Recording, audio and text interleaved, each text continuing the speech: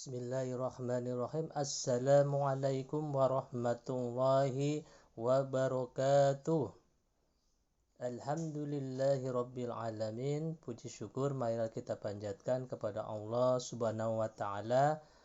Pada pagi hari ini kita masih diberikan kenikmatan yang begitu banyak oleh Allah Subhanahu wa taala. Maka dari itu kita sebagai orang yang beriman harus senantiasa bersyukur, memperbaiki amal ibadah kita, memperbaiki semangat kita terutama dalam belajar. Anak-anakku yang soleh dan soleha, bagaimana kabarnya hari ini? Alhamdulillah, luar biasa, pasti bisa, Allahu Akbar. Anak-anakku, semoga kalian pada pagi hari ini dalam keadaan sehat walafiat, sehingga kita bisa belajar dengan sebaik-baiknya. Oke lah, pada pertemuan pada pagi hari ini kita sudah memasuki ke tema yang kelima, ya, tema E, ya. Untuk subtema 2 dan 3, muatan PPKN, itu subtema 2, usaha di sekitar kita. Kemudian subtema ketiga, ayo belajar berwirausaha. Baiklah anak-anakku sekalian, kita memulai pembelajaran pada pagi hari ini dengan sama-sama membaca doa mau belajar. Bismillahirrahmanirrahim.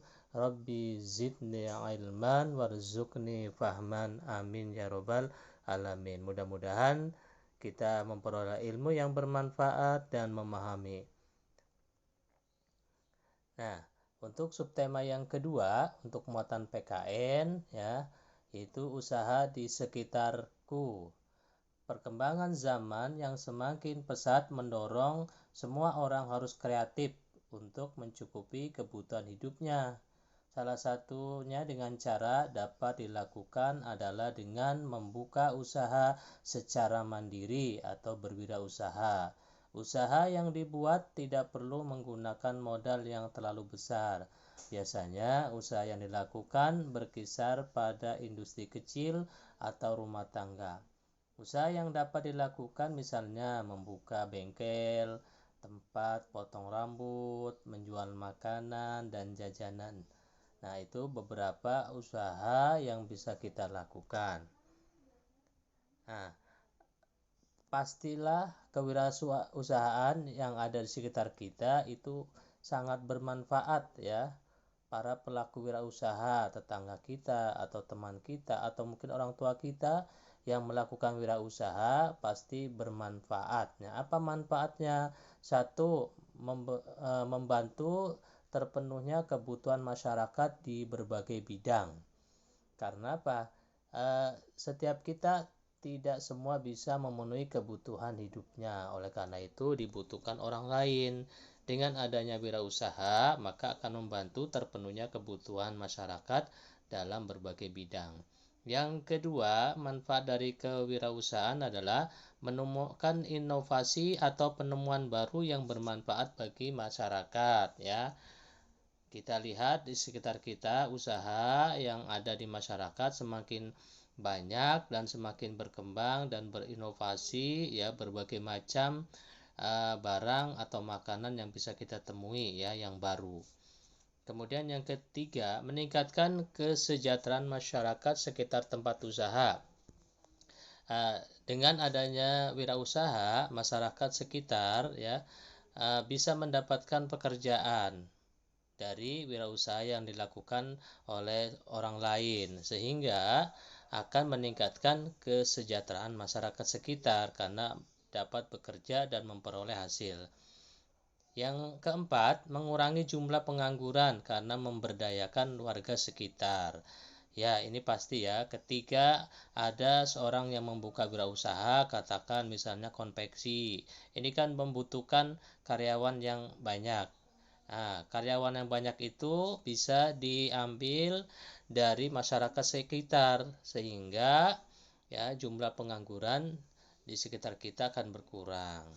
Kemudian yang selanjutnya adalah membantu pembangunan nasional dalam bidang industri ya. Ini imbasnya ketika masyarakat berwirausaha akan membantu pembangunan nasional dalam bidang perindustrian, baik industri yang berskala kecil maupun berskala besar. Ini beberapa manfaat kewirausahaan. Anak-anakku sekalian, kita lanjutkan pada tanggung jawab dan kerjasama para pemilik usaha. Para pemilik usaha harus bertanggung jawab dan harus bekerja sama agar ya usaha yang dilakukan itu bisa maksimal. Karena tanpa kerjasama ya usahanya akan mendapatkan banyak hambatan. Nah, beberapa tanggung jawab para pelaku wirausaha adalah yang pertama, menjamin kualitas isi produksi ya atau produk. Produk-produk yang dihasilkan dalam wirausaha ini harus dijamin kualitasnya ya, semakin hari semakin diperbaiki. Kemudian membuat kemasan semenarik mungkin ya. Masyarakat akan tertarik ketika kemasan suatu produk itu ya menarik ya, dibuat semenarik mungkin. Yang ketiga, penyaluran barang yang tepat waktu ya. Ini bisa dilakukan dengan berbagai macam alat transportasi ya agar penyaluran barang dari produsen ke konsumen itu tepat waktu. Ya, anak-anakku yang soleh dan soleha, kita akan memasuki pada subtema yang ketiga, yaitu ayo belajar berwirausaha. Jiwa wirausaha sangat diperlukan untuk meningkatkan daya saing. Para wirausahawan ini nantinya harus meningkatkan hasil produksinya untuk kemudian diekspor ya. Diekspor terutama ke negara-negara tetangga atau negara-negara di ASEAN ya. Karena kita juga Indonesia memiliki banyak produk unggulan yang bisa diekspor ya ke negara-negara lain ya, terutama negara-negara tetangga kita ya yang tergabung dalam ASEAN. Nah, anak-anakku sekalian, kita akan lanjutkan pada faktor-faktor yang mendukung keberhasilan wirausaha. Ya, wirausaha akan berhasil ketika memenuhi faktor-faktor diantaranya sebagai berikut. 1. Kerja keras dan pantang menyerah. Ini harus dimiliki oleh seorang wirausahawan. Ya, harus memiliki jiwa kerja keras dan pantang menyerah. Kenapa? Karena dalam berusaha itu tidak mudah. Dalam membuka usaha itu tidak gampang. Jadi dibutuhkan jiwa kerja keras ya dan pantang menyerah ketika mendapatkan hambatan. Kemudian yang kedua, menjaga kualitas barang atau produk ya. Ini sangat penting. Contohnya ketika membuka usaha konveksi, maka hasil jahitan dari konveksi itu harus berkualitas ya. Kemudian yang ketiga, membuat kemasan barang yang menarik ya, baik kemasan yang dibuat dalam bentuk botol misalnya atau plastik, maka buatlah kemasan semenarik mungkin ya. Kemudian yang keempat, melakukan promosi yang maksimal ya. Kita bisa melakukan promosi melalui ya medsos ya, sekarang sudah canggih ya, lewat Facebook, internet, grup WA dan sebagainya ya. Lakukan promosi semaksimal mungkin agar keberhasilan wirausaha kita. Kemudian yang kelima, penyaluran barang yang lebih cepat ya. Sekarang penyaluran barang dari produsen ke konsumen ya sudah memenuhi berbagai macam bentuk ya. Sudah banyak variasinya. Bisa menggunakan jasa penyaluran barang, menggunakan mobil pribadi dan lain-lain ya. Ini adalah faktor-faktor yang mendukung keberhasilan wirausaha. Nah, anakku yang soleh dan soleha, kita akan mulai berlatih ya.